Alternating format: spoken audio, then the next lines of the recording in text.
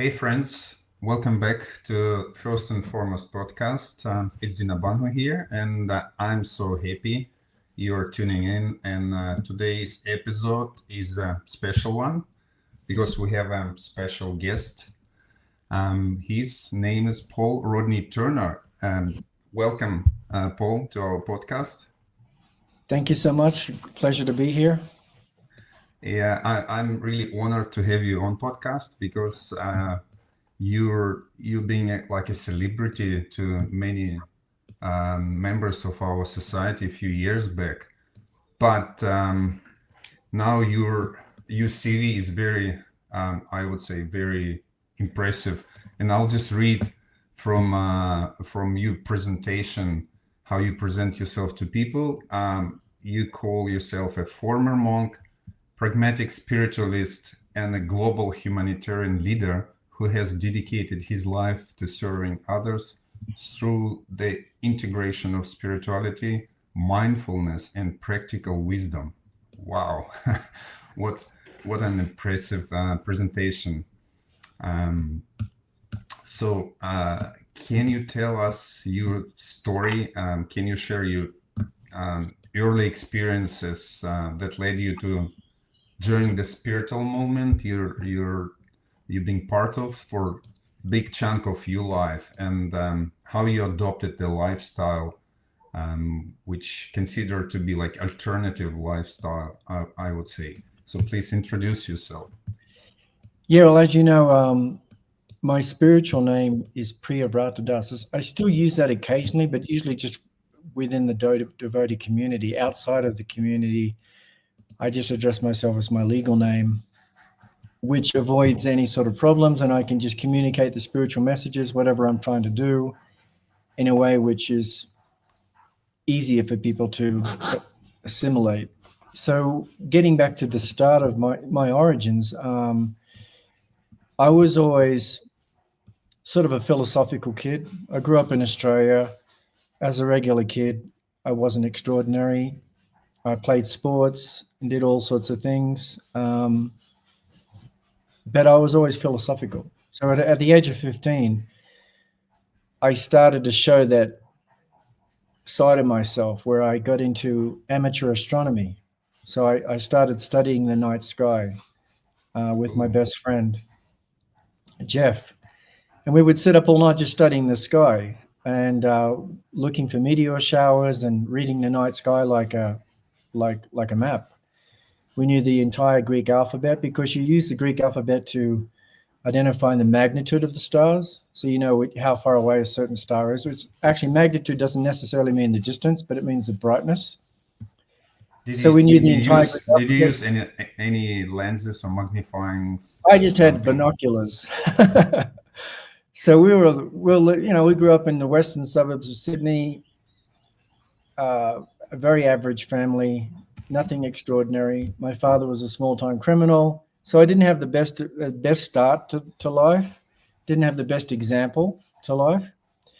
Um, and so at school, I was a little bit above average, but very artistic, very inquisitive, very philosophical, always thinking outside of the box and looking for something, basically. So at the age of 15, as I said, I sort of got attracted to astronomy, and that started opening up my mind to the big questions of life, like what's the purpose of life? This is all before Hare Krishna, before any spiritual indoctrination. It was like, what's the purpose of life? Wow, we're so small. The universe is so big. There's something out there that I don't know about. What's going on? Just very big questions. So I planted those seeds were planted in my heart, and at the age of 19, they started to sprout. When I started to study Eastern philosophy, I had an out of body experience, and I started to realize, okay, I'm not this body. Can you Um, can you tell a bit more about that? well, there's two examples of that. One is that I actually had out of body experience, like astral projection. Um, this is one of the Never things heard that about this. Please tell me what's the astral projection. Well, astral projection means when you actually consciously will yourself out of the physical form Oh, through actually, techniques. I was doing something like that. Yeah, I like didn't breathing know it techniques. is So called. I was reading books like this and like starting to experiment. And I actually experimented. This is without any drugs, just clean sort of astral projection where I was doing breathing techniques and all of a sudden my body's falling asleep and I'm still awake. And I had similar experiences, but I didn't understand what they were. I very often would have as a child what's known as um, what's it called? Paralysis, sleep paralysis.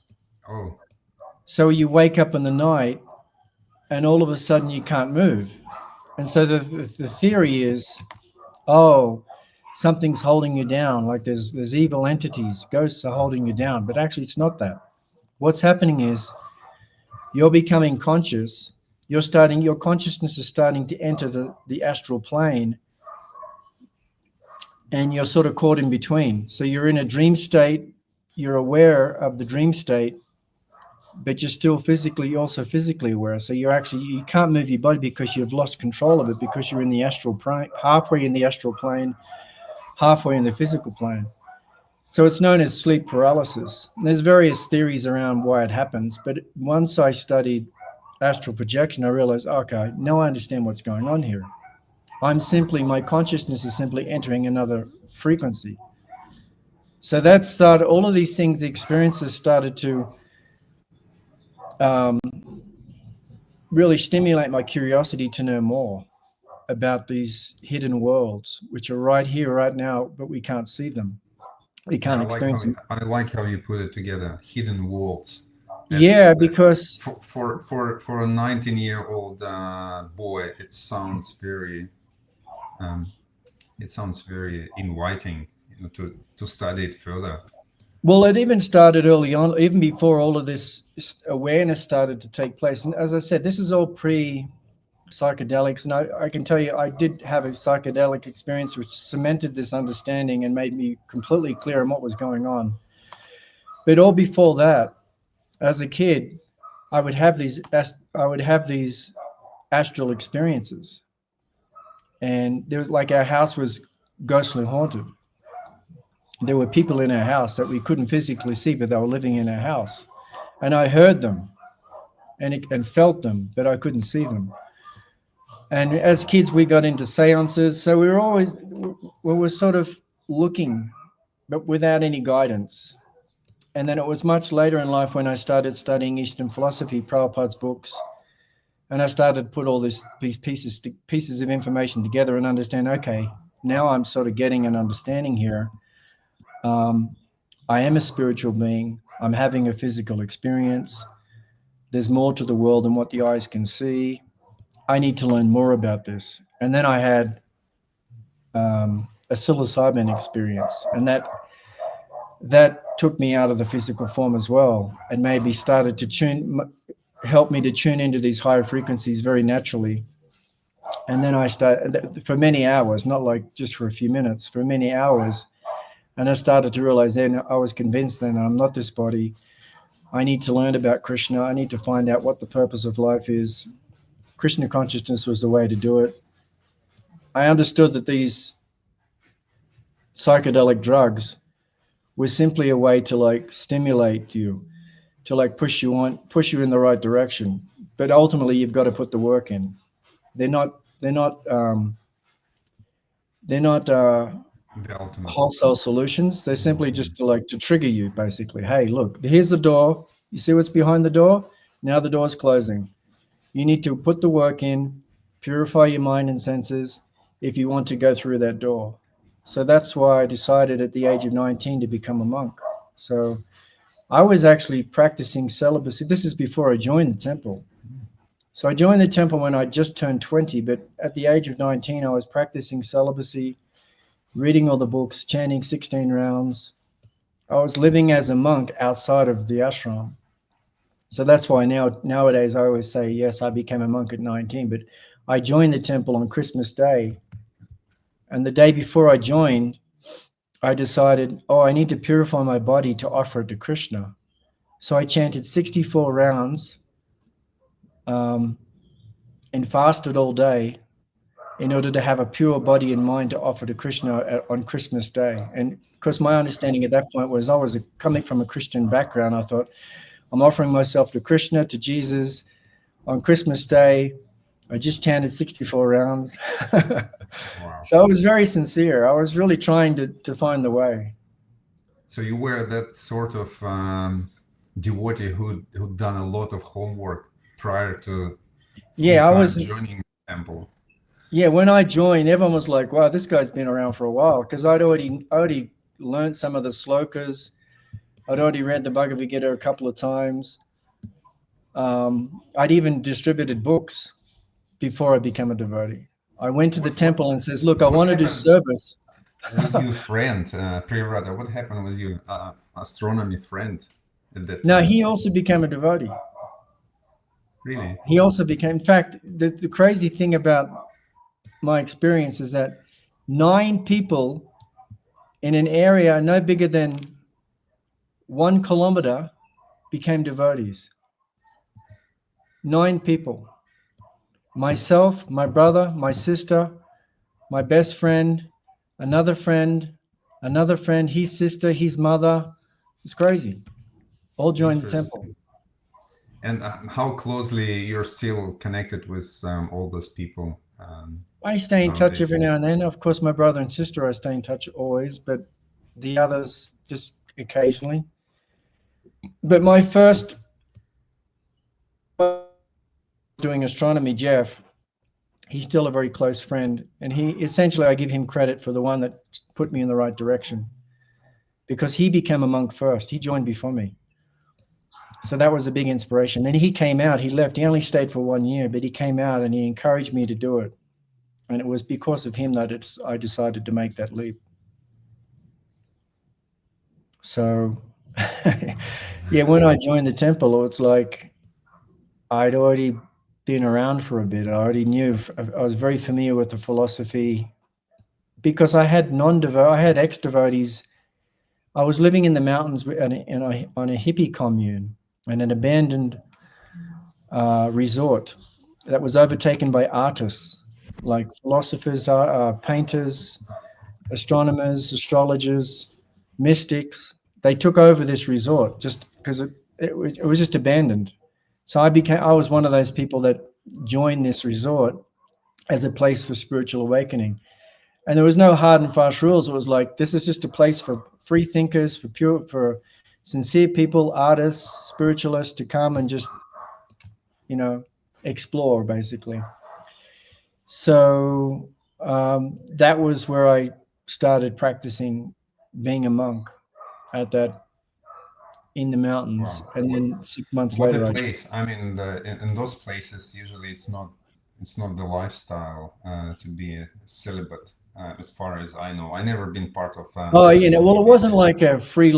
I mean, it was pretty open, but it wasn't like Rajneesh. Everyone's having sex with everyone. It wasn't like that, but it was just like a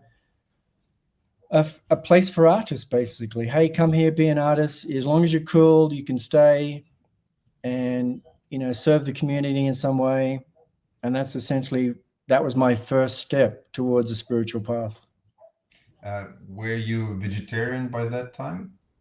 Yeah, I became vegetarian when I was 16. When I 16.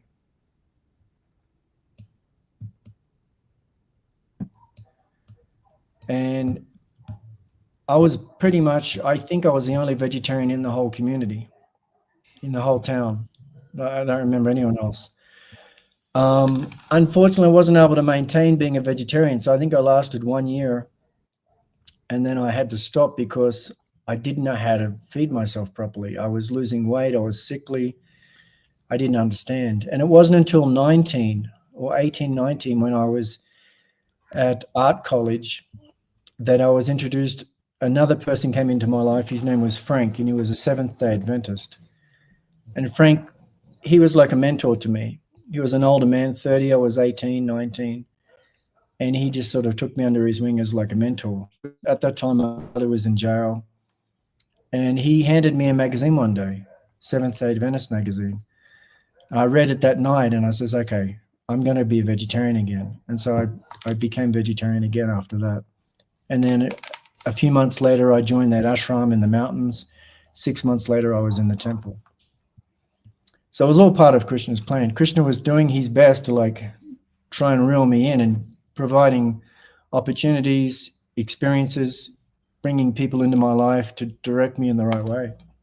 So it was all divine providence. Interesting. And you've been doing actively service and in International Society for Krishna Consciousness for quite a few years. Um, it's not possible that you will tell all the stories. You went Oh, it's through too many. different journeys, probably ups and downs of the society. But what's the most significant takeaway from all those years, if you summarize for our Well, listeners? I don't regret the life of being a monk. I joined in 83 and I was a monk until 97 when my first marriage. I don't regret the experience of being a monk and what that represented, the austerities I performed. I do regret allowing certain people to manipulate us. There were certain people in the organization who were very self-serving, and they basically just manipulated us, our sincerity and our hard work, and they sort of used it for their own benefit. And of course, I was initiated by Bhavananda, so that was a very sour, bitter pill to swallow. He said one time that I was his most loyal disciple, because when he fell down, I sort of continued respecting him. But then, as more information came out, I realized actually I'd been cheated. This guy was not what he's made out to be. So that those experiences leave a bad taste in my mouth. But my service to Prabhupada, what Prabhupada gave me in the sense of like a purpose in life, because like most kids in their teenage years, especially those that don't have good mentors around, and I certainly didn't. My father, as I said, he was in jail during the most formative years of my teenage life, so I didn't really have good mentorship. Um, and when I joined the temple and started reading Prabhupada's books and having that experience of living a very disciplined, regulated life, and actually basically reinventing myself, because I had to, strip down all of those past conditions and ideas that I had brought with me. I just deleted them all and started fresh consciousness, new name, shaven head. You know how it goes. Yeah. So I embraced that because I really needed it. Because as a teenager, I really didn't know what to do. I didn't know. I was very, very lost. I didn't know what the purpose of life was. And Prabhupada gave me that. It wasn't for Prabhupada and Krishna consciousness. He gave me a purpose. He gave me, through my first service, actually, this is interesting. The first service I was given when I joined the temple, was to prepare food at the temple, and then serve it to the homeless in Sydney. That was literally my first service. And before I joined the temple, I had this idea I'm going to be a cook for Krishna. I didn't know how to cook. I had no idea how to cook, but I was just fascinated by cooking. As soon as I became a vegetarian, I had to learn how to feed myself properly. And so cooking became very interesting to me. So I thought, you know what? I'm going to be a cook for Krishna. My first service was literally in the kitchen and then preparing food and serving the homeless in Sydney. That didn't last very long. It was a few months I did that. And then I was doing fundraising for the temple and had that experience where and again, that was an interesting experience, and it was a learning experience. There's pros and negatives to that. The pros are that I learned confidence. I learned how to talk to people. I learned communication skills.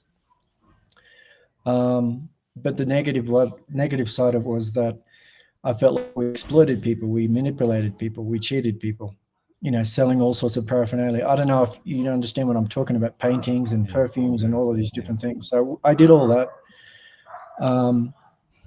So that was interesting. And again, it's like, so those are things I don't try to focus on. What I do focus on is that once I got the opportunity to actually put my hands on Food for Life and make that my project, that's when I became most content and most passionate. And I always had a passion for it. I always had a very interest in it, but I wasn't able to actually really do it until about 3 or 4 years in. 86 was my first Food for Life project. I was serving people at the Sydney University, and I was head pujari at Sydney Temple. Was it So I called Food for Life? Was it called Food it for was Life by called that Hare time? Krishna Food for Life. Mm-hmm. So I was the So head pujari in Sydney, North Sydney Temple, 87, 86. I started a Food for Life project, vegetarian, lunch at the Sydney University. That was my first experience of like directly involved in a project. And at that time, there's another interesting part of the story here. Remember the campaign to save the Russian devotees in the late 80s? the Soviet devotees. Exactly. And then Prahlad released those songs and all that sort of stuff. Mr. Gorbachev, yes, Mr. yeah. Gorbachev. So I was around at that time, and I was at least involved in being one of the devotees on the street singing and at the protests and things like that. So that was a big part of our preaching experience at the time in the 80s, late 80s. And a big part of that, a big component of that experience was the positive work that Food for Life was doing. So I was always interested in what's happening with Food for Life, what's going on with Food for Life. I was always asking the local public relations devotee. And it wasn't until 89 that I got the chance to actually lead up my own Food for Life project, as not just cooking food at the restaurant at the university, but actually take it on, like set up a Food for Life project, actually register a charity and start to do public relations, teach myself public relations, reading books on communications, going to the media myself as a representative of Food for Life. I started to learn all these different skills. So I was very different from your average monk in that respect, because while most of the monks were just doing their normal daily activities, I was trying to learn different skills to enhance my service. Priyavrata, how was it perceived by some of your friends? Have you had a comment like, "Oh, you're wasting time on all those things? You In the better do beginning, I mean, something." yeah, I mean, the beginning, I pretty much didn't talk to any of my old friends. I mean, I was really fanatical in that sense, and that's another thing No, I I mean, regret. amongst devotees, I mean, a devotee could tell Devotee you, community. yeah, yeah, don't waste Oh yeah, I time got on that. Oh yeah, studying all this, sort of, the studying stuff. yeah, I self-development don't remember that so things. much. It was more about a lot of them had this misunderstanding of Food for Life. They didn't understand the potential. They saw it as simply, oh, you're feeding the hungry. It's mundane charity. And I thought, no, no, no, no. You're misunderstanding what this means. This literally is a foundational program of the whole movement. And this is when I started to study Prabhupada's teachings on this. Because up until that point, I just heard what I heard in lectures. But I thought, let me go through the Bhagavatam, let me go through Veda base. I don't know when Veda base came out, but it was like early or something. Late Studying the Veda 90s. base. And I started pulling quotes that I'd never heard before. And I thought, oh my God, we're completely misunderstanding this program. This is amazing. And Prabhupada clearly stated many, many times that not only is Food for Life important, but it's foundational to the movement. It's literally one of the pillars of the movement. The 3 pillars of the movement are chanting, dancing, and prasadam distribution. That literally is the pillars. And people then ask, well, what about book distribution? Book distribution is part of kirtan. That's part of chanting. That's the misunderstanding. They think book distribution is a pillar by itself. No, no, no, no. Book distribution is part of chanting. It's the big danga. So the three pillars are actually chanting, dancing, and prasadam. And those three things are also the three things which define every single culture in this world. If I ask you about any culture, it's what food do they eat? What are they singing? And what's their dance? That's how you define culture, and it's no different from Krishna consciousness. Chaitanya Mahaprabhu established a spiritual culture. It's based on chanting, dancing, and prasadam. Chanting, dancing, and food culture. So this is what I understood early on. I was way ahead of the game in that respect because there was a lot of misunderstanding, a lot of false information, a lot of propaganda about it being a mundane charity, and it was really offensive from certain people in the movement, particularly even some of the leaders, some of the swamis. But I mean, as far as I know, that whole program was created by Mukunda Maharaj. Is it right? Again, a lot of misunderstanding. Prabhupada never came up with the name Food for Life. Prabhupada saw some children fighting with dogs over scraps of food at the 1974 Mayapur festival. And he said, this is terrible.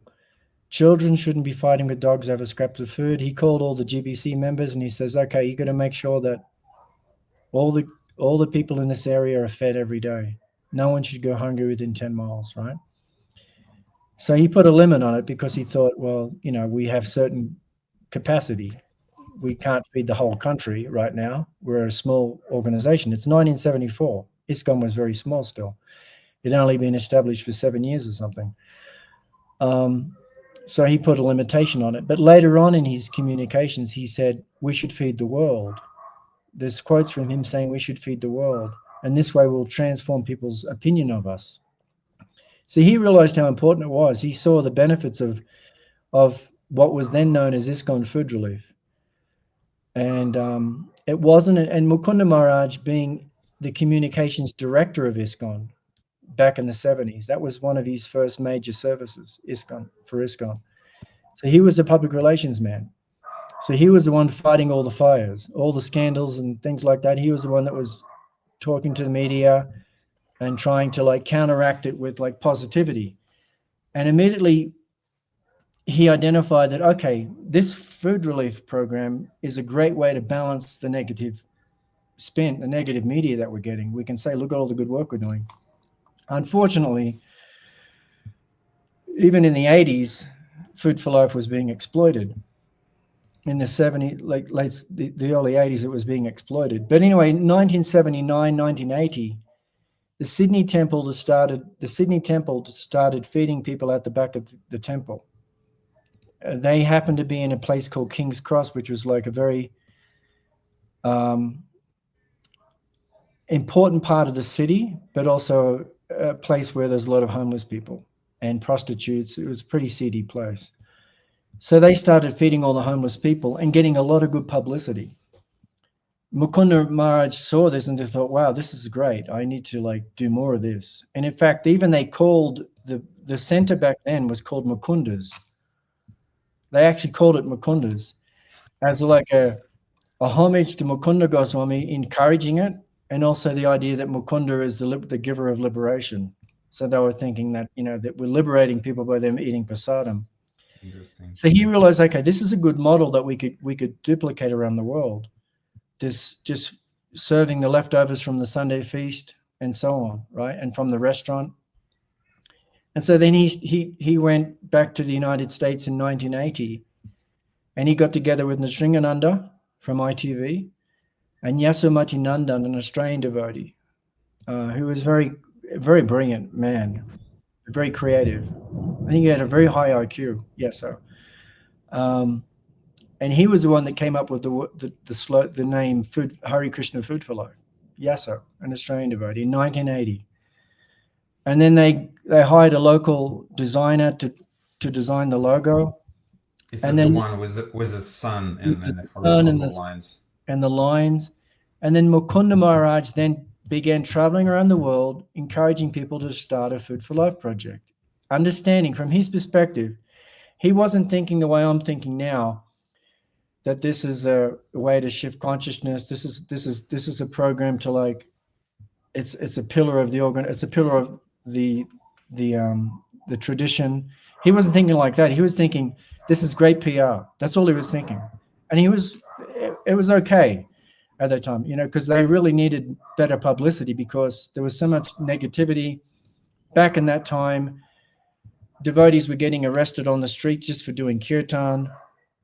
All of the stuff which happened to in Eastern Europe later on happened to us in Australia in the 80s. So this Food for Life program, back then it was called Mukunda's, was really changing that. We're getting a lot of good publicity, and it went on for many years after that. And so when I got involved, it was starting to develop. Food for Life was starting to establish itself as a very legitimate project in ISKCON, but still there was a lot of misunderstanding about its philosophical basis. Still, many people were promoting this idea that it's mundane charity, you're just filling bellies, and they're totally misunderstanding what it represented. It wasn't until I researched the philosophy, researched Prabhupada's teachings, that I realized, okay, this is much more than just filling bellies. This is part of our culture. This is foundational. And then I developed this whole food philosophy, which later on became food yoga.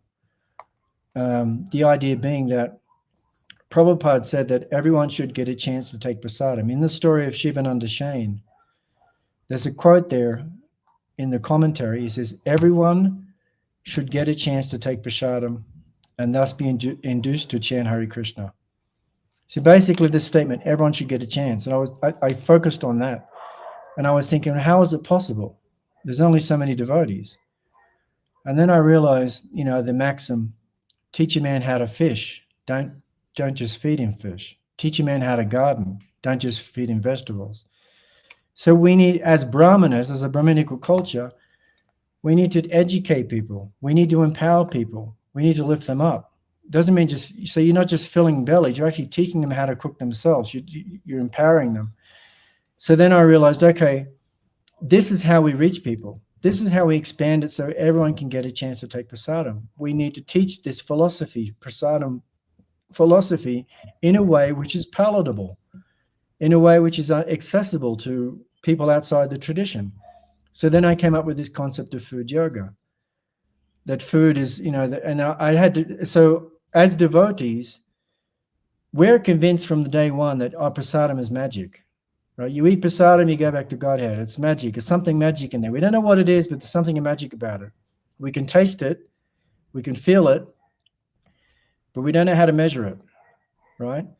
And I thought, well, if I'm going to convince people about this prasadam concept, I need to scientifically prove this. So then I began studying different books and looking at the science of intention. And I realized that there are literally thousands and thousands of scientists around the world studying intention and how the mind can affect physical reality and it can be measured. And I thought, well, there's no difference. That's exactly what's happening here with prasadam. The consciousness of the cook is affecting physical reality. It's changing that food. And then that food is then offered on the altar. Something happens to it. It's physically changed. It's not the same food anymore. So I began putting together this thesis. It's all about love, isn't it? Because while someone's offering prasadam, they inject that the bhakti is there. It's not about the mantra. It's not about the mantra. It's not about mantra. It's not about who is offering. At the end of the day, it's about that seed of love offering to Krishna. Because anything can be prasadam, right? Not only food. Well, but in your case, you studied specifically how that intention comes through the prasadam, right? It's one of the ingredients. So that was the thing that I identified as I started to go deep on this subject. I realized, okay, I need to scientifically prove this point. So I began preparing that book, Food Yoga, and then putting all the pieces together. And I thought, okay, if I'm going to convince people that food is a carrier of intention, that's the first thing, that food is a carrier of intention. Mantras are simply a vehicle for that intention. A mantra is not that important. It's that's a vehicle for the intention behind it. It's not the words, it's what's in the heart, as you pointed. It's a bhakti. So every one of us has bhakti to some extent, some little, some more, right? That's just levels of consciousness. But we all have bhakti naturally because we're all part and parcel of Krishna. We're all qualitatively like Krishna. So then I realized that I had to teach this in a way which was accessible to people. And if I get them to the point that, okay, they understand and they agree food is a carrier of intention, then what makes it prasadam? They need to offer the food, right? And the only way it's going to become prasadam is if they understand that God is a person. So that became the next obstacle. Okay, now as I continue down this path, I've got to now convince them that God's a person. So all of the book, the first part of the book is all about establishing these points. Food is energy, we're energy, thoughts are energy, food's a carrier of intention, water is the most important of all the elements. Prabhupada even says that in the Bhagavatam. The water is the most important of all the elements. And water literally is the carrier, the vehicle for that intention, because water has memory, right? So I get them to that point, then I have to convince them that God's a person. So I've got to go down that route, explain to them how, all those different arguments that we use as devotees to convince people that God has to be a person. There's an intelligent designer. So that's the first part of the book. So you're talking about your main book, which I can Food Yoga. Add a link to this book, Food Yoga. Okay. Yeah, so that's half the book is dedicated just to establishing these foundational principles.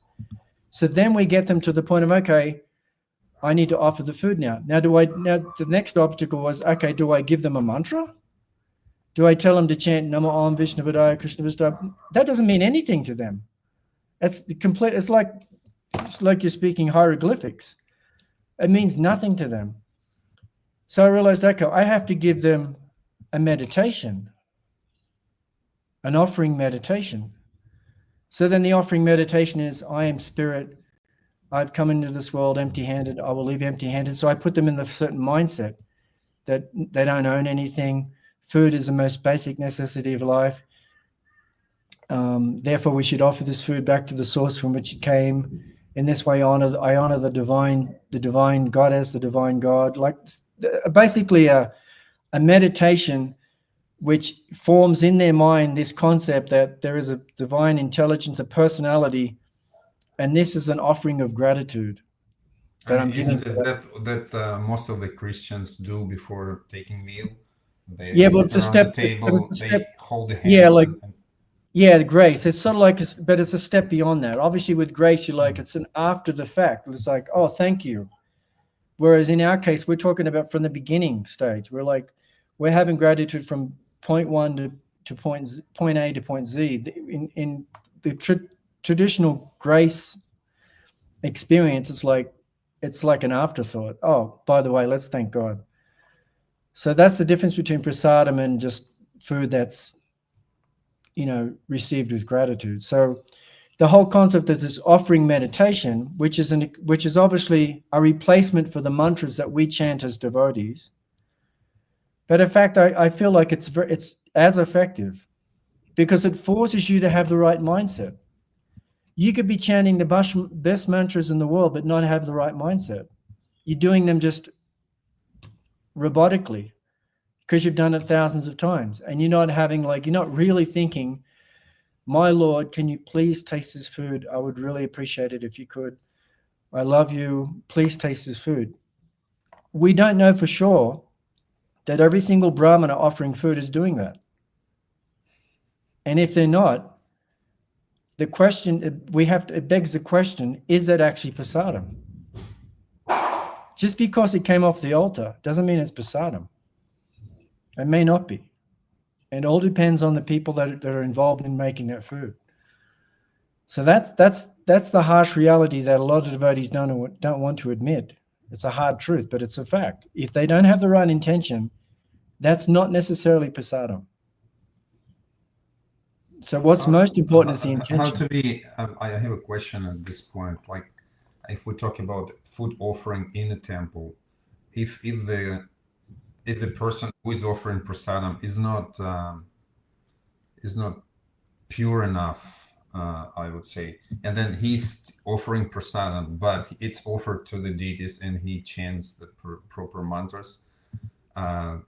Will Krishna accept this as still as a prasadam for the benefit of the community or not? That's Or we don't know. We we don't don't know. know. We don't know. We're hoping. That's the point. That's what I'm getting at. It's really just it's like a gamble. You don't really know. You're just hoping that's the case. But if we know for sure that the intention was right from the beginning to the end, we're more guaranteed of success.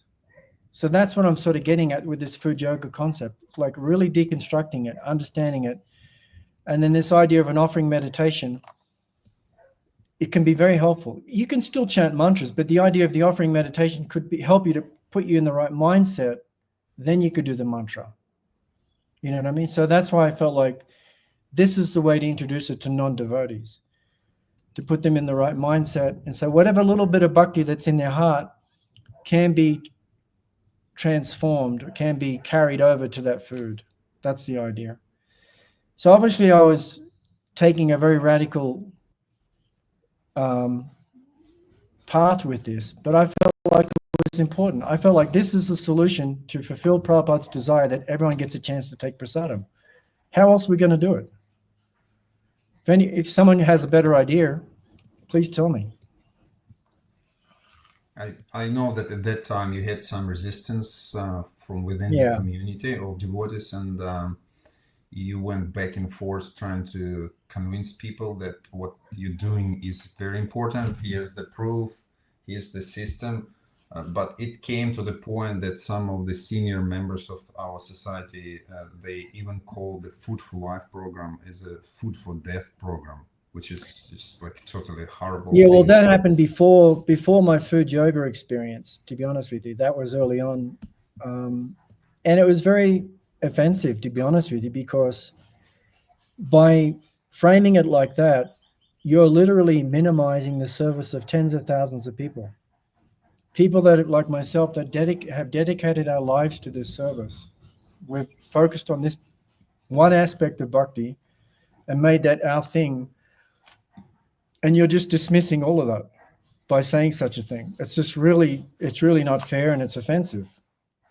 Because there's so many good, yes, there are people that have misused Food for Life, that have manipulated it, but the vast majority are good people, good devotees who are trying their best to do some nice service to Krishna and Prabhupada, and this is what they resonate with. This is what they like to do.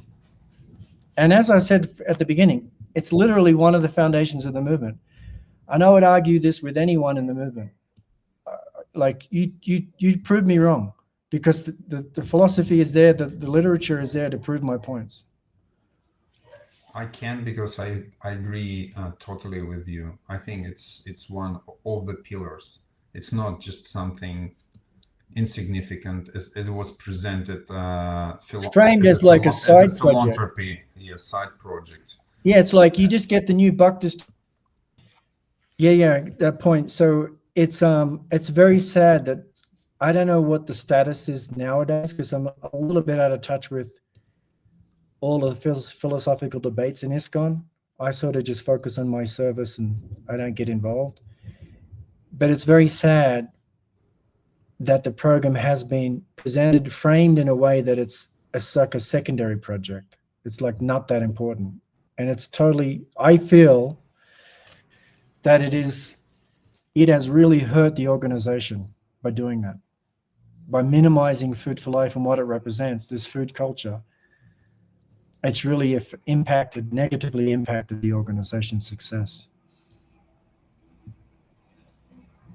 And if it wasn't for the work, myself and others who've continued to hold the flag and ignore all the criticism. I mean, I've been criticized for decades because I'm not towing the line. I'm not doing it the way they want me to do it. I can't be I'm 61 now. Like, it's silly. Everyone, at the end of the day, Prabhupada wanted us all to be individual. He wanted us to use our individual talents and skills and unique way of communicating and engage that in Krishna's service. We're not meant to be all clones of each other. So with the Food for Life, it in sort of you developed it in a slightly different branding frame, I would say. You gave a new name, which is Food Yoga. It's a later name for this program. What about Food for Life Global? Well, the tagline for Food for Life when it first started was feeding the hungry. That was the original tagline. Hare Krishna Food for Life, feeding the hungry. That was one of the reasons why certain swamis criticized it, because it came across as mundane, and rightly so. I actually agree with him on that. It wasn't right. Later on, it became serving the world, very, very vague. And it was always a variation of those two: serving the world, feeding the hungry worldwide, feeding the needy. And it wasn't until I'd done the deep dive on Prabhupada's teachings and realized, okay, this is totally off the mark. We're not meant to be filling bellies, because prasadam's for everybody. If you feed everybody, you feed the world. You feed the hungry too. You feed the homeless. Everyone can get prasadam. So when I first wrote the Food for Life training manual in 93, I established this point, that even a Sunday feast can be food for life, because it's food for everyone. Food for Life is not feeding the homeless. That's one of the strategies. So yes, you should feed the homeless. You should target a weak point in society, whether it's babushkas, whether it's refugees. So you should target needy people, but at the same time, you should understand that prasadam is for everyone. So you need to come up with creative ways to present the prasadam program in ways which make it appropriate. For example, you could be feeding business people, and you could frame it as Food for Life, healthy nutrition for business people so they can do better work. Food for Life, feeding the school children, because nutrition is an important part of child's growth, so on.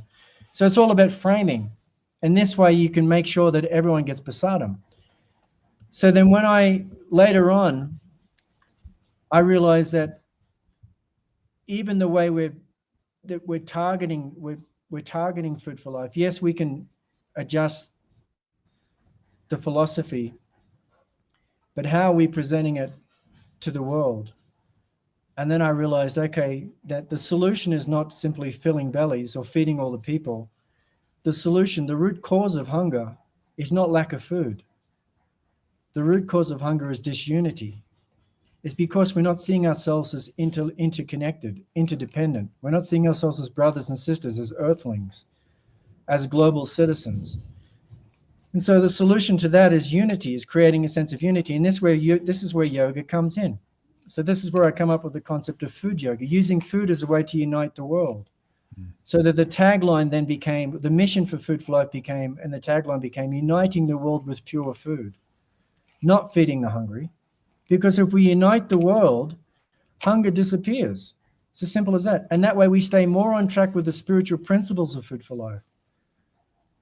Because unity can only come when there's a spiritual understanding. You can't have unity on a material level because we're all different. We look different, we speak different, we have different political factions, different whatever. So many things divide us. But what unites us is spirituality. So this is a nice way to sort of harness that spiritual truth in a way which is we're very palatable. Uniting the world with pure food. It's all strategy. But I'm maintaining that spiritual essence, but in a way which is like accessible, which is non-sectarian. That's the point.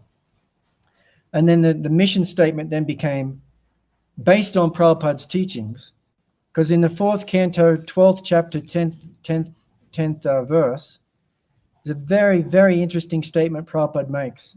I feel it's the most important statement in the whole Bhagavatam. It's one paragraph, 3 sentences. The Krishna consciousness movement is based on this principle. Chant Hare Krishna as much as possible, both inside and outside the temple, and as far as possible distribute prasadam. First sentence complete, end of sentence. The next sentence. This activity can be expanded with the help of government administrators and those who produce the country's wealth. That's the strategy. Get the government involved and leverage the wealth of the wealthy people. leverage their money to empower this project. And the last sentence in this paragraph is the benediction. Simply by the liberal distribution of prasadam and sankirtan, the whole world could become peaceful and prosperous. That's it. That's all you need to know about Krishna consciousness. Those three sentences sum up everything Prabhupada stands for, what he came to this earth for. So I took that and I recreated the Food for Life mission statement.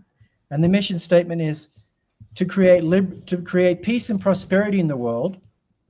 This is our mission, to create Food for Life Global, back then was the name of the charity, to create peace and prosperity in the world through the liberal distribution of pure food prepared with loving intention. Pure plant-based food prepared with loving intention. So it was in honor of Prabhupada's statement from the Bhagavatam.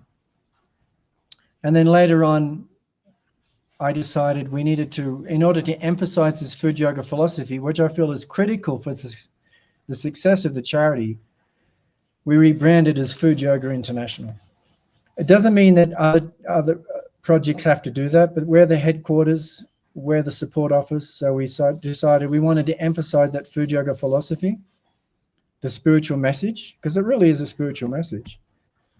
And so we rebranded as Food Yoga International. And another reason was that Food for Life became an ambiguous brand because it's been used by so many organizations, so many services, so many products.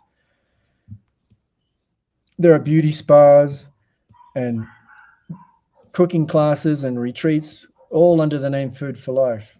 They have nothing to do with the charity. Can I ask you, talking about open mind, and would you accept food, prasadam food from another organization which doing pretty much similar things? And is there any other organization doing vegetarian or vegan food? So that was one of the challenging parts of this developing this was I wrote the training manual in 93.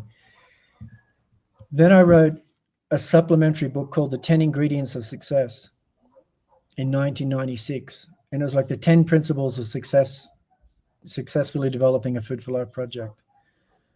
And then later on, I rewrote that. So because that was for devotees. And then I rewrote it so it appealed to non-devotees, like it was more open. And I renamed it as How to Build a Successful Food Relief. I include all the principles. I don't change anything, but I wrote it in a way which is a little bit more non-sectarian.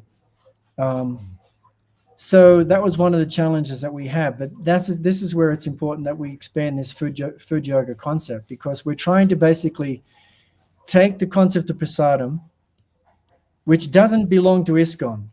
That's the first point. It's not the patent or the copyright of ISKCON. Prasadam is a concept that's been around forever. Every single culture, food culture, has some concept of offering food to the gods. It's since time immemorial, there's some sort of food ritual offering food to the gods. It's like it's all part of every culture.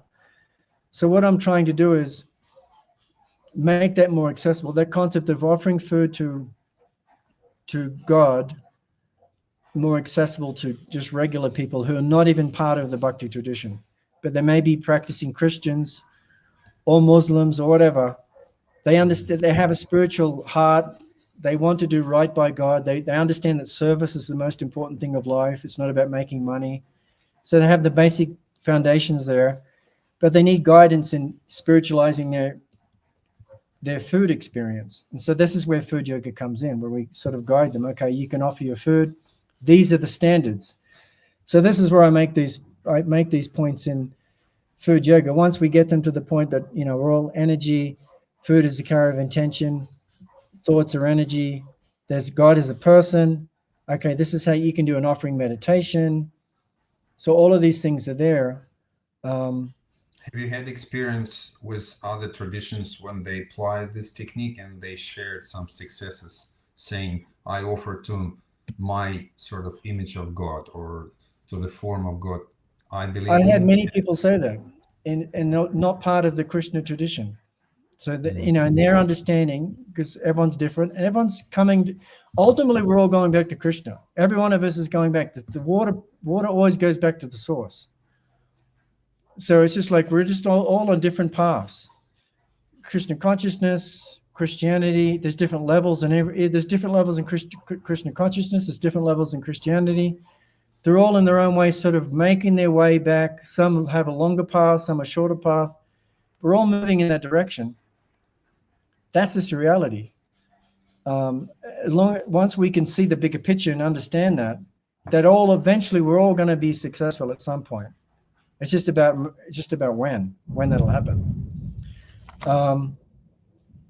Then, you know, people have expressed that, yeah, they really appreciate it. They really. I've never had any pushback on food yoga. It's a concept which everyone gets, they can relate to. It's very accessible. At this point, can I ask you about your transition? As I know, you're vegan now. You're not vegetarian. So obviously, yeah, I'm a vegan. I've been a vegan. Well, 98 was when I started to be vegan. Although for quite a few years I was doing what's called Krishnadarianism. I came up with this name Krishnadarian. The idea being that if you have a cow that's protected and it's like a member of the family and you're not exploiting it and the cow's producing extra milk, more than what the calf can drink, then that milk's okay. So I sort of resonate with that scenario, although that's extremely difficult to find and very rare. That's the point. It's like it's not something which can be. It's not something that's going to happen on a large scale. It's like there's very rare examples of that where a cow is actually part of the family in some remote villages of India, and it's respected, and the cow produces extra milk. That happens, but 99% of the time it doesn't, and inevitably the cows get exploited. So as a result of that, initially I had this sort of concept of Krishnadarianism, but then I saw even in ISKCON so many so-called goshalas exploiting cows because they want to monetize it. They think, okay, we have this milk and the cows are producing extra milk, let's start selling it. Then they start selling it to the Sunday feast guests, and then it expands, and then they commercialize it and put it in bottles and take it to the store. And then they put this artificial demand on the cows, and ultimately that leads to compromise. Ultimately, that always leads to compromise, where the calves get separated too early, the cows are producing more than they naturally would, and it's happened again and again. I've seen it in ISKCON happen over and over again. It's not a rare thing. It happens often. So as a result of that, I just took a hard line. I thought, you know what? I'm just not even going to promote that idea. That's there as one level. If you can't be completely vegan, try and maintain a cow, fine. But for the most part, it's not practical for most people. And therefore, I just go vegan. And the fact is, even in the Bhagavad Gita, Krishna describes a vegan diet. And you can argue, it's patram poyam talam poyam. It's a vegan diet. He doesn't say milk. He does not say milk. He says fruit, flour, vegetables, and grains. Like, it's just a vegan diet. There's nothing wrong with the vegan diet. You don't need to convince me because I was even before joining devotees. Yeah, what I'm getting at is like vegan. What people have to understand, devotees have to understand, is that it's not demonic. It's okay. It's cool. It's like there are many gurus in ISKCON that are vegan, but they don't even say they're vegan. They don't promote it because it's like a dirty word in ISKCON, but they're vegan because they're lactose intolerant. Will you eat any milk, like milk from a protected cow, if someone will offer you sandesh? No, I wouldn't, because I realized later that I'm actually lactose intolerant, and this is what I learned later on. When I used to drink milk as a monk, I always used to get stomach cramps, and I didn't understand why. And later on, I realized because I'm actually lactose intolerant. And most people in the world are lactose intolerant. Milk is not digestible for a lot of people in the world. So this idea that you need milk to be Krishna conscious, it's ludicrous. It's silly. It's like saying you have to surrender to Jesus to go back to the spiritual world. It's silly. God I mean, accepts everyone. the most famous argument when what devotee use, they say Krishna likes the butter, Krishna likes the milk. But that's Krishna. Krishna has 16,000 wives as well. So Krishna has his standard. He's God. He can have 16,000 wives. He can drink milk, whatever. It doesn't mean we have to. We don't copy Krishna. So this is where the challenge comes with ISKCON, because obviously a lot of the meals are prepared with ghee and butter and things like that, and then devotees have to eat that food. So I don't know what's going to happen in ISKCON to change that, because I feel like it's a real big problem in the organization. I think it should be a choice. It should be You a have to have a choice. choice. At least you shouldn't be forced. It's just like vaccination. You shouldn't be forced to do anything you don't want to. You know? I mean, on a personal level, we all, as householders, we do have choice. So that's, I think, Yeah. depends on individuals at the end of the day. Yeah. So that's the thing, is that most people are lactose intolerant. So we have to keep that in mind when we're offering food, when we're serving the community. There's nothing wrong with that. It's just the fact of life. Our digestive systems can't digest a substance which was created to make a calf turn into a 1,500-pound bull. That's the thing. It's like it's a powerful food which is not necessarily perfect for humans. Some cases it's okay, it works, but in most cases, most people are lactose intolerant. Their body can't really digest that milk properly. So we have to keep that in mind when we're serving the community. So the bottom line is this, is that being vegan is not a bad thing, and devotees shouldn't be intimidated by it or think that it's something wrong. It's nothing wrong with it, because right in the Bhagavad Gita, Krishna even promotes the vegan diet. It's okay. Many yogis were vegans. They just ate fruits and berries. They didn't have a cow around drinking milk. They were just living in the forest, eating fruits and berries and nuts or seeds or whatever. That, green leaves, berries from the tree. That's how they survived. They were vegan. What's wrong with them? Nothing wrong with them. So, so I've been a vegan since then. I don't promote the Christian diet anymore, but I understand it's one level, which is better than just ignorantly consuming commercial dairy, which is the worst of the worst. I mean, that's the thing. Commercial dairy industry is so exploitive. You can't justify it. This idea that, the cows get benefit, it's just ludicrous. It's silly.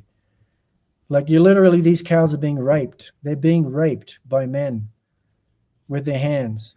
They put a glove on and they artificially inseminate these cows with a glove on their hand and stick it in the cow.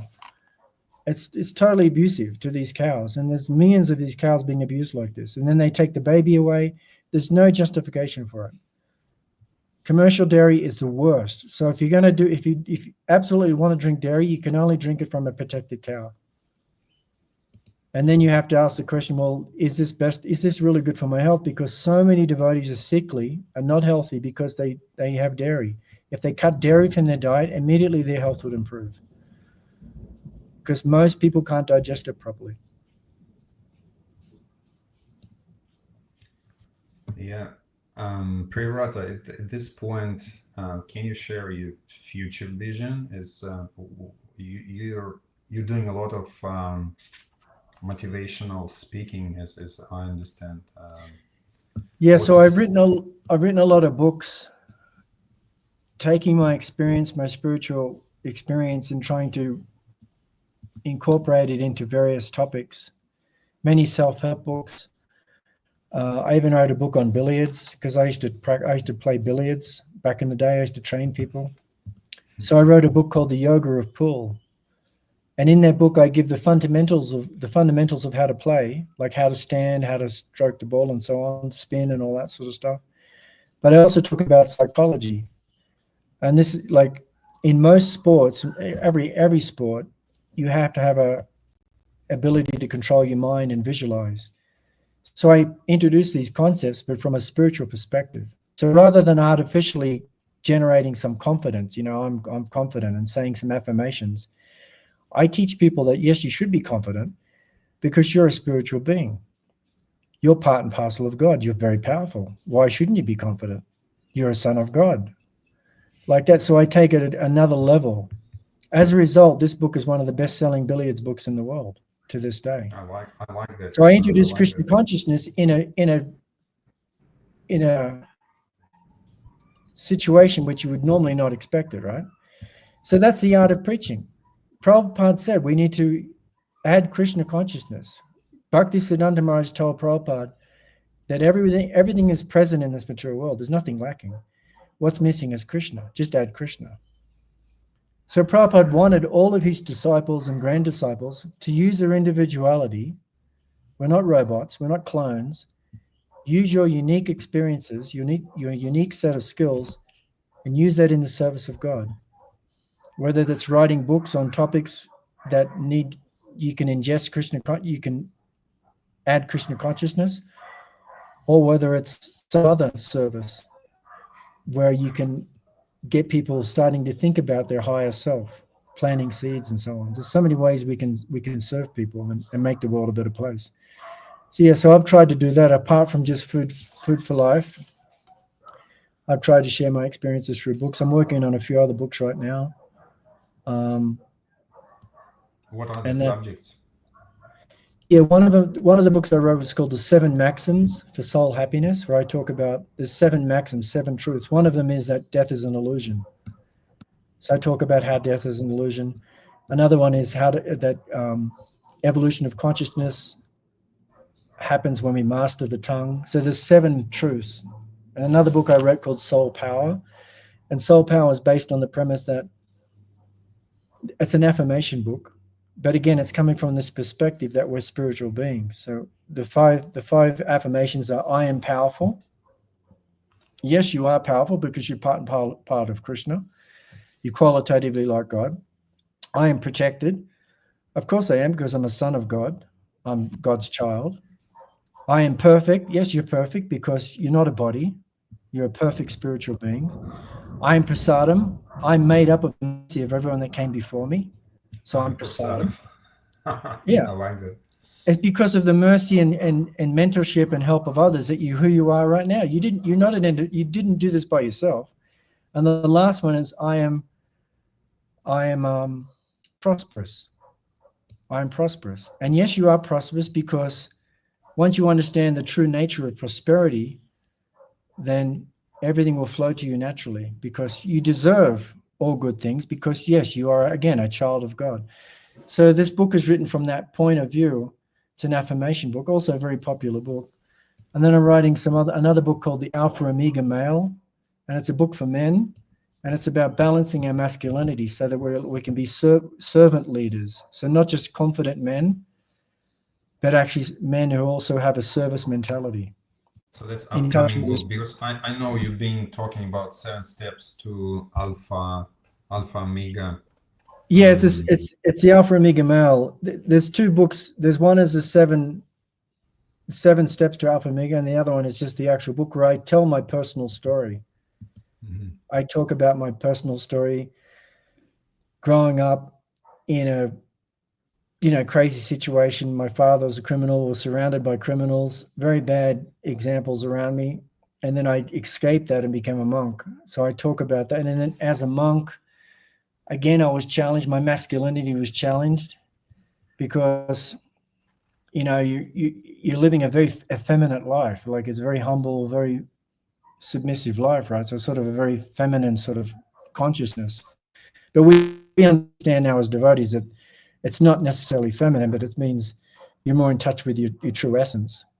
But the point I'm making is that I went from a very, very macho environment to a completely opposite, non-macho environment.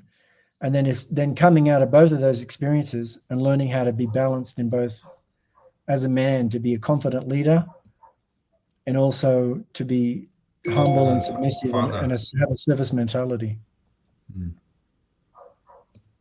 Yeah, I'd like to study this subject further, because I think it's very important for. It's very important, particularly for men now. Because, it's important because we've been the last decade in particular, men have been minimized as if something wrong with men, something wrong with masculinity, and we know that there's nothing wrong with it. It's a perfect balance.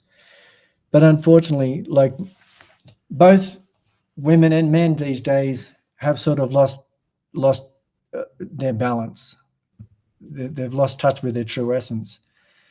And no one, men are not better than women, and women are not better than men. We're meant to work together to serve each other. It's a perfect yin yang. So that's what I talk about in this book.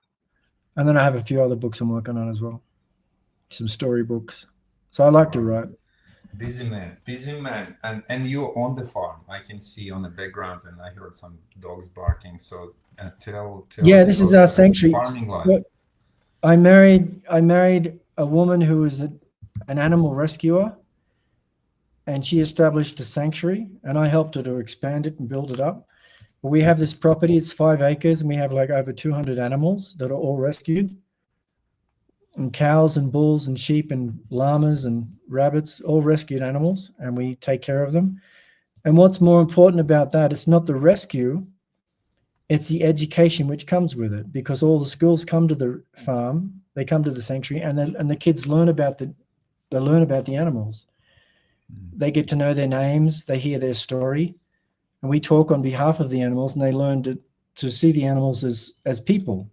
They're persons inside those animal bodies. And so that really has a powerful effect on the children. And 99% of the time, the kids go away saying, I want to be vegan. I don't want to eat animals anymore. So the education part of the sanctuary is the most important part. Yeah, I asked my children. I have 3 daughters, and some of them already teenagers. And I asked if you would have choice to be or not to be vegetarian, will you continue to be vegetarian? And they're like, sure, because Yeah. they got that training to see other living entities as a spiritual soul. It's not just a fashion or they being told by their parents to be to have a certain diet. It's a whole philosophy, and the kids can learn this through this sort of introducing this like a game, coming to the sanctuary and be engaged with animals. I mean, I've seen it around the world. It's very popular thing when kids come and learn how to interact with animals. They pet animals. They look at their eyes, and that how are you managing this? Is anyone helping you to manage all this? Is it just 2 of you? Oh, no, we have a staff. We have like about 8 people that are helping us with feeding and cleaning and maintenance and things like that. It's a lot of work. But yeah, it's important. It's a very important service. And again, it's at the end of the day, it's all about education. So whatever you're doing, use that as a tool to educate, to preach, whatever you want to frame it. But use that as a way to teach people higher concepts. And that's sort of what we're doing here. And it's a beautiful way to live. Like we're living in the mountains, Colombia, beautiful. It's good weather every day, tropical fruits all year round. So it's very nice. How far are you from civilization to your nearest? No, we're 20 minutes from the closest town. It's just down the hill. Yeah. And you've got a child, right? I have a boy that was born on the sanctuary. So I had this boy when I was 51 and 52, and he's a vegan since birth. He was born on the sanctuary. He grew up with the animals as his brothers and sisters. So he has this idea, as you talked about, natural respect for animals. So veganism is not a diet; it's a lifestyle. It's a consciousness. It's an understanding that we need to respect all life. That's what vegan. The diet is secondary, and unfortunately, that's where most people make the mistake. They become a vegan for the health benefits, or they become a vegetarian for the health benefits, and they misunderstand that what's really important is the morality of it. Why we shouldn't be eating animals, because animals deserve respect. So that's the foundation of veganism, as you know. Yeah, thanks for sharing this. I'd like to come to the farm myself, but we're a little bit apart. How far um, are you living in Ukraine now, right? no, I'm living in Brisbane now. Oh, It's Brisbane. All right. yeah, it's a Queensland, Australia. With my thoughts, I'm in Ukraine with my relatives, with my friends, and with devotee friends, and probably most of the listeners who will listen this podcast, they will be devotee from Ukraine. So at this point, I'd like to ask you to share your vision of this terrible war which is happening in Ukraine. And I've noticed that on your website, time to time, you're sending some updates on how devotees distribute food in Ukraine. So Yeah, so we're supporting a few projects because we made a policy at Food Yoga International that we would only financially support vegan food relief because our donors expect it. Our donors give us money for vegan food relief, so we can only support vegan food relief. We've had some pushback, even from projects in Ukraine, where they says, no, no, we have to use dairy, and it's for some reason they have this idea that there's something wrong with a vegan meal. And it's like there's nothing wrong with it. You're just not using dairy. And the fact is, if it's vegan, then everyone can eat it. If it's vegetarian, not everyone can eat it because vegans can't eat it if they want to be vegan. I mean, as far as I know, the food they serve is pretty much vegan. I don't remember I them think there's some serving projects that paneer we or had, we had some projects that push back on that. I don't get a chance to represent myself. They're just hearing from their authorities who have this sort of understanding, and they probably see me as a rebel. This guy is a rebel. I've even had people say that I stole Food for Life. It's ridiculous. I've been serving this organization for 40 years. But I mean, do devotees in Ukraine know that you're supporting them in a certain way? Well, we've given grants to like Food for Life Kharkov, for example, Mhm. a few others, I think. But we can only, as I said, we can only support financially the vegan projects.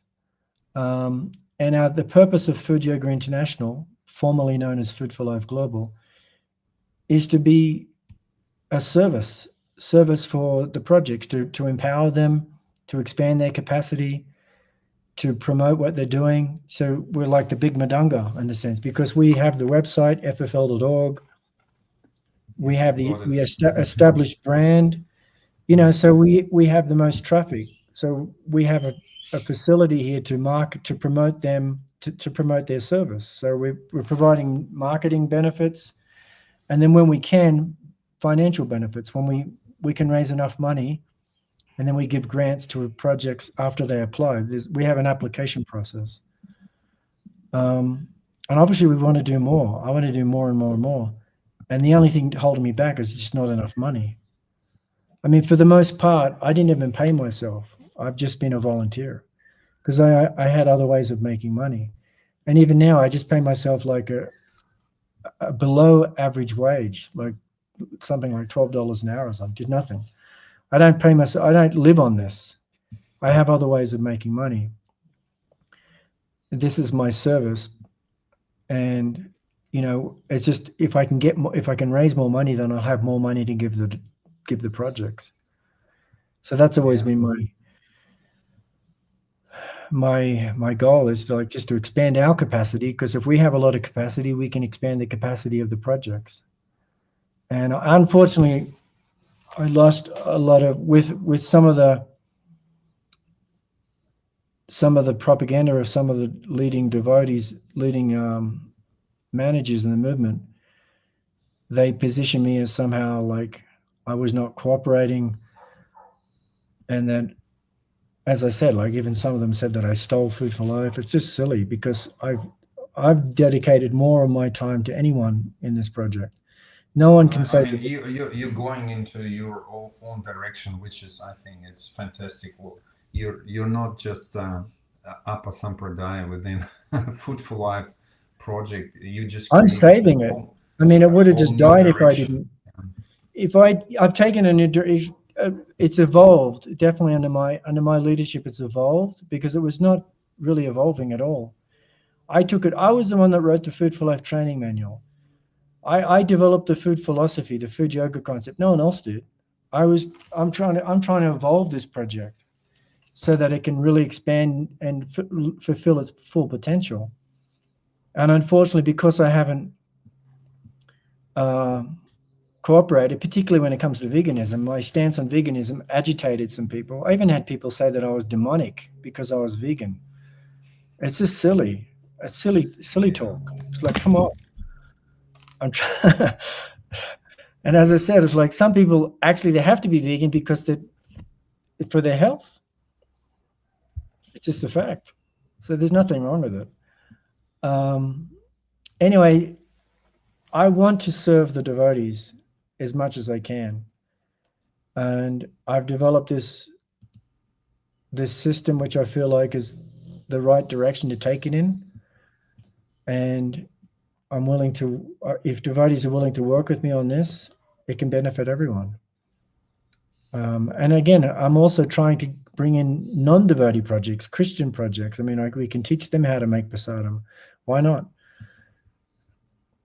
And that's the whole concept of food yoga, is like to make it accessible to everyone, ISKCON and outside of ISKCON, which I feel like that's what Prabhupada wanted. He didn't. He saw the bigger picture. He saw ISKCON as like a catalyst. He didn't expect that we would have everyone living in the temple. That's silly, right? He was building a philosophy, a foundation, establishing principles whereby Krishna consciousness can be embraced by all sorts of situations. You know, it could be spread in that sense, and that's sort of what I'm trying to do with Food for Life and food yoga, is taking it beyond the constraints of an institution and making it accessible and adoptable in all sorts of situations. That sounds great, Priyavrata. Thank you so much. We're being almost 1.5 hours in conversation. Thanks for sharing all this. I will also include the links to your major projects under this podcast. Okay. Do you have any advice to your listeners, like the word of wisdom summarizing your food yoga? So what's your the one message? Again, everyone's heard Prabhupada say spiritual life begins with the tongue, but most people don't really understand what that truly means. But I feel like that's such an important message that Prabhupada tried to convey to us. It's often minimized, but I rephrased that statement, and now I say evolution of consciousness begins when we master the tongue. So it's a little bit more explicit. Evolution of consciousness begins when we master the tongue. If you can teach people that, it's a profound teaching. You can transform their lives overnight if they just understand that one statement. It's pivotal. It's foundational to the whole philosophy. It's about truthfulness as well, controlling tongue. It's not only about food. All of that. Yes. Yeah. That's what I'm saying. It's foundational to the whole preaching. It's like when we talk about mastering the tongue, there's two functions of the tongue, as you know. So it encapsulates everything in a very beautiful way without saying too many words. If you share this message, and this is the most important message at Food Yoga. Evolution of consciousness begins when we master the tongue. Just take that, run with it. See how your preaching will transform if you just use that statement. And that's essentially what Food Yoga is all about. Thanks for sharing all the ideas. Thanks for being part of this podcast, Priyavrata. It was an honor to talk to you and learn all the details of your journey, and hopefully we'll speak again after some time. You can present your new book, which is coming up. Thank you so much, Priyavrata. It was a pleasure to talk to you. Hare Krishna. Thank you. Hare Bol.